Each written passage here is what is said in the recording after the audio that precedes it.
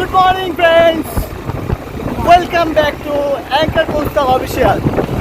আর আজকে সকাল সকাল একটা অন্যরকম ব্লগ।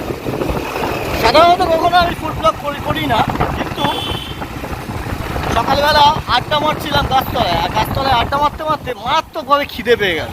তো খিদে যখন পেয়ে গেল, গাছতলায় যখন আছি, তাহলে বাঘাযতীন যখন সামনে, তাহলে বাঘাযতীনের ফোনপে পরোটা কেন নয়?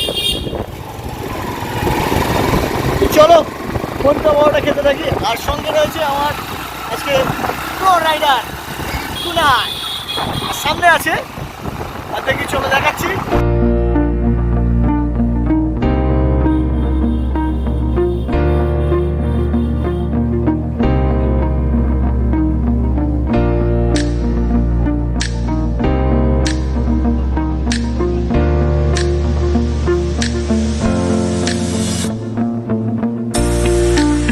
ফ্রেন্ডস, আমরা পৌঁছে গেছি বাঘাযতীনের বিশ্ববিখ্যাত সেই ফোনপে পরোটায়।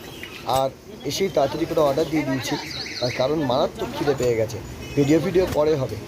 অর্ডারটা দিয়ে দেওয়ার পরে হাতে যখন নিচ্ছিলাম, তখনকার সেই ভিডিওটাই তোমাদের দেখালাম। তারপর চলো, খেয়ে নিয়েছি সেটাও ভিডিও করে নিই। আর খাওয়ার ভিডিও কাউকে আমি দেখাতে পছন্দও করি। 170 কীভাবে দেবো? ফোনপে? আর যদি জিপেতে কেউ দেয় তাহলে হবে না? তাহলে তুমি ফোনপে লিখেছো, এদিকে জিপেতে হবে কি করে? হ্যাঁ, হবে। তাহলে ফোনপে চেঞ্জ করে তো তোমার, তাহলে শুধু পেপে দিতে হবে।